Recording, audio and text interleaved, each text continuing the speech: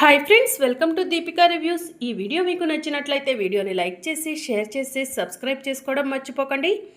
మీరేమైనా మాట్లాడాలనుకుంటే బోనులోకి వచ్చి మాట్లాడండి అని జడ్జి గారు చెప్పడంతో తులసి బోనులోకి వెళ్ళి నుంచుంటుంది. నమస్కారం జడ్జి గారు, నా పేరు తులసి. మా అన్నయ్య అమాయకుడు. మా అన్నయ్యకు ఈ యాక్సిడెంట్కి ఎలాంటి సంబంధం లేదు అని చెప్పి తులసి చెప్తూ ఉంటుంది.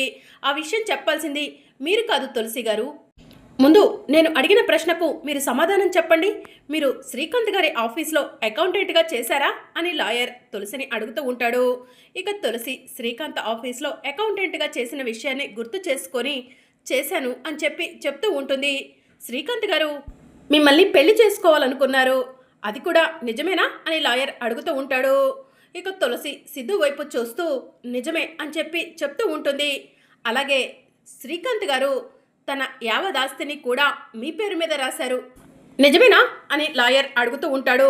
నిజమే, కానీ ఆ విషయం శ్రీకాంత్ గారు చనిపోయిన తర్వాతే నాకు తెలిసింది అని తులసి చెప్తూ ఉంటుంది. ఇప్పుడు శ్రీకాంత్ గారి కన్న కూతురు ఖుషి ఎక్కడుంది అని లాయర్ అడుగుతూ ఉంటాడు. నా దగ్గరే ఉంది అని తులసి చెప్తూ ఉంటుంది. మేనత్త సూపర్నికను కాదని పెళ్లి చేసుకొని మరో ఇంటికి కోడలిగా వెళ్ళిన మీరు ఆ పాపను ఆ ఇంటికి తీసుకెళ్లటం ఎంతవరకు కరెక్ట్? ఆ పాపను సూపర్నిక గారికి ఎందుకు అప్పచెప్పలేదు అని లాయర్ అడుగుతూ ఉంటాడు. ఎందుకంటే ఖుషిని వాళ్ళు పని మనిషి కంటే హీనంగా కొన్ని రోజులు వాళ్ళ దగ్గర ఉంచుకొని చూశారు. ఖుషి నేను సూపర్నిక అత్త దగ్గర ఉండనని ఏడ్చింది, అందుకే ఖుషిని నాతో తీసుకెళ్లాను. అంతకంటే ఎక్కువ శ్రీకాంత్ గారి అమ్మగారైన వసుంధరాదేవి గారికి ఖుషిని నా కూతురుగా పెంచుతానని మాటిచ్చాను. ఆ మాట నిలబెట్టుకోవడం కోసమే ఖుషికి తల్లినయ్యాను. ఖుషిని నాతో పాటు అత్తారింటికి తీసుకెళ్లాను అని తులసి చెప్తూ ఉంటుంది. అంత అబద్ధం జడ్జి గారు. ఖుషి వెనుక ఉన్న ఆస్తిని దక్కించుకోవడం కోసం ఈ తులసి ఖుషిని తన అత్తారింటికి తీసుకెళ్ళింది. ఇప్పుడు ఖుషి తులసి హ్యాండ్ ఓవర్లోనే ఉంది. అంతేకాదు జడ్జి గారు, శ్రీకాంత్ గారి వెనుక ఉన్న ఆస్తిని దక్కించుకోవాలనే ఈ తులసి తన అన్నతో కలిసి శ్రీకాంత్ని యాక్సిడెంట్ చేయించింది. శ్రీకాంత్ వీరునామాలో తన తదంతరం ఆస్తి అంతా కూడా తులసికే దక్కాలని రాశారు. శ్రీకాంత్ గారు లేకపోతే ఆస్తి అంతా కూడా తులసికే వస్తుందని పక్కా పథకం ప్రకారం తులసియే తన అన్న హరీష్తో కలిసి ఈ యాక్సిడెంట్ చేయించింది అని చెప్పి లాయర్ చెప్తూ ఉంటాడు. జడ్జి గారు, లాయర్ గారు చెప్తుందంతా అబద్ధం. శ్రీకాంత్ గారి యాక్సిడెంట్ జరిగి శ్రీకాంత్ గారు చనిపోయిన తర్వాతే తన ఆస్తి అంతా తన తదంతరం నాకు చెందాలని రాసినట్టు తెలిసింది. అయినా నాకు ఎలాంటి ఆస్తి వద్దని సూపర్నిక మేడం వాళ్ళకు నేను రాసి ఇచ్చేసాను అని చెప్పి తులసి చెప్తూ ఉంటుంది. సూపర్నిక బోన్లోకి రావాలి అని చెప్పి జడ్జి పక్క ఉన్న ఆయన పిలుస్తూ ఉంటాడు. ఇక సూపర్నిక బోన్లో వచ్చి నుంచుంటుంది. తులసి చెప్పినట్టు శ్రీకాంత్ గారి ఆస్తికి తనకు ఎలాంటి సంబంధం లేదని మీకు డాక్యుమెంటరీ మీద రాసి ఇచ్చిందా, నిజమేనా అని జడ్జి గారు అడుగుతూ ఉంటారు. అంత అబద్ధం జడ్జి గారు, మాకు ఆ తులసి ఎలాంటి డాక్యుమెంట్ మీద సంతకం పెట్టి ఇవ్వలేదు అని చెప్పి సూపర్నిక చెప్తూ ఉంటుంది. జడ్జి గారు, నిజం చెప్తున్నాను, శ్రీకాంత్ గారి ఆస్తికి నాకు ఎలాంటి సంబంధం లేదని, నా సొంత డబ్బుతోనే ఖుషిని పెంచి పెద్దదాన్ని చేస్తానని డాక్యుమెంట్ మీద సంతకం పెట్టాను, అది నిజం అని చెప్పి తులసి చెప్తూ ఉంటుంది. శ్రీకాంత్ గారి కార్ యాక్సిడెంట్కి మా అన్నయ్యకు ఎలాంటి సంబంధం లేదు, కావాలనే మా అన్నయ్యను ఈ కేసులో ఇరికించారు అని తులసి చెప్తూ ఉంటుంది. మీ అన్నయ్యను ఈ కేసులో ఇరికించారు అనటానికి ఏదైనా సాక్ష్యం ఉందా? మీ అన్నయ్య ఏ తప్పు చేయలేదనటానికి ఏదైనా సాక్ష్యం ఉందా అని చెప్పి జడ్జి గారు అడుగుతూ ఉంటారు.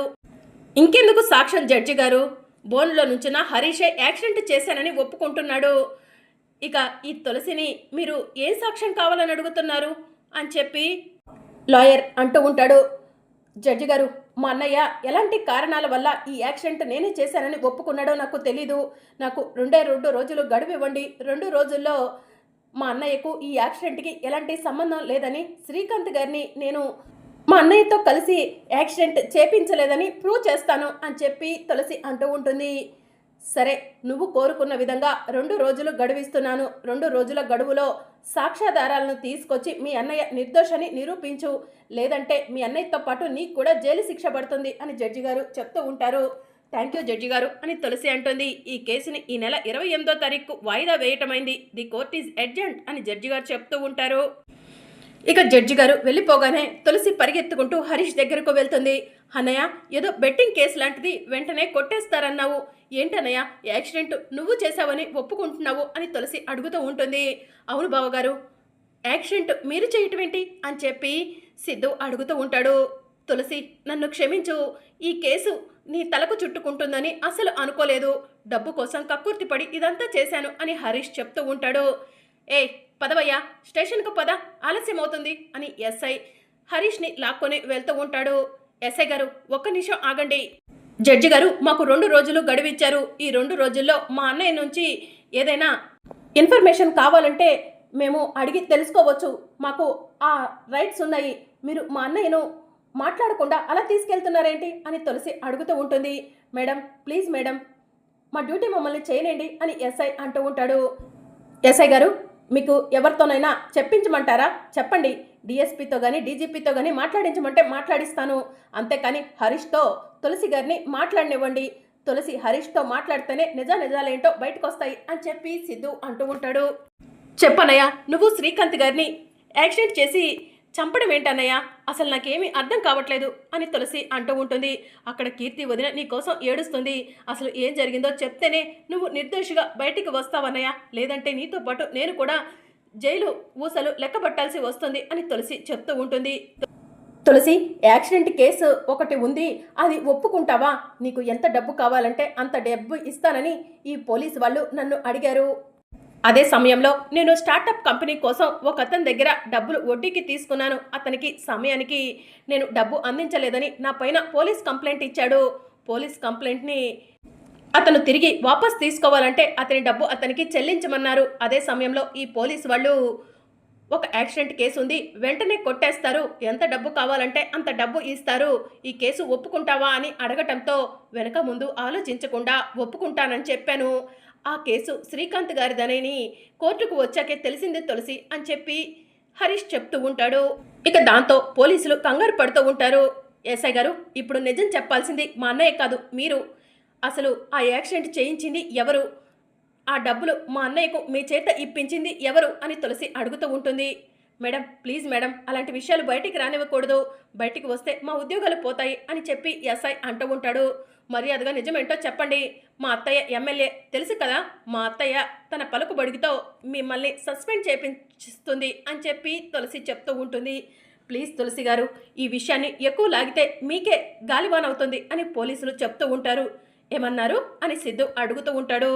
అవును సార్, ఈ విషయాన్ని ఎక్కువ లాక్కండి, మీ ఫ్యామిలీకే సమస్యలు వస్తాయి అని పోలీసు వాళ్ళు చెప్తూ ఉంటారు. మా ఫ్యామిలీకి సమస్యలు వస్తాయా?